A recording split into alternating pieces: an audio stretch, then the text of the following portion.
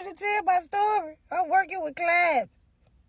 Oh, I ain't never been so appalled before in my life. Oh, I done worked doubles this whole weekend. And I gotta do an overnight shift. I'm sitting up watching movies on my iPad.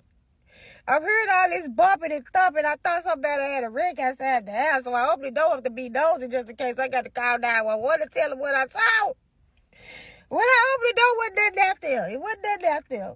So I see somebody must be trying to break in my car. So I walked to the back of the house, go back to the garage and stuff, and look. And I don't see nobody out there, so I step outside and look for just to make sure ain't nobody hiding. Wasn't nobody out there. I said, where them thumping and bumping coming from? So then I walked to the back where the clients was at because I thought everybody was asleep. There was this one client, he was just taking his little dresser, he was just throwing it through the wall, just bow, bow, bow. I said, hey, what is you doing? I said, get back in that bed. I put him back in the bed. I don't you get up no more. I'm not playing with you. He got on over in the bed. I went and sat back down and watched movies again. 6 o'clock. Get him up to get ready for day out.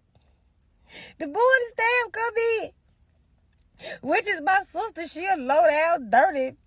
Oh, Lord. She just low down and dirty.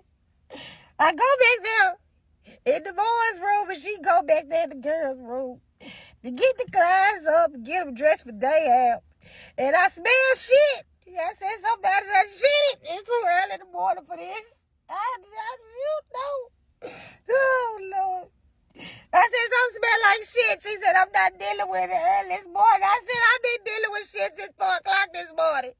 I go in the bathroom, open up the door, it was shit everywhere. It was a shit masterpiece. Just smeared it everywhere, had made a paint. I don't know if it was her face or mine, but it was somebody's damn face. Just a smearing shit everywhere, all over the toilet, the floor. I was just flabbergasted. So I had to go in there and get clean and stuff. And clean up this shit. Oh, shit. I was just crying while I was wiping and cleaning.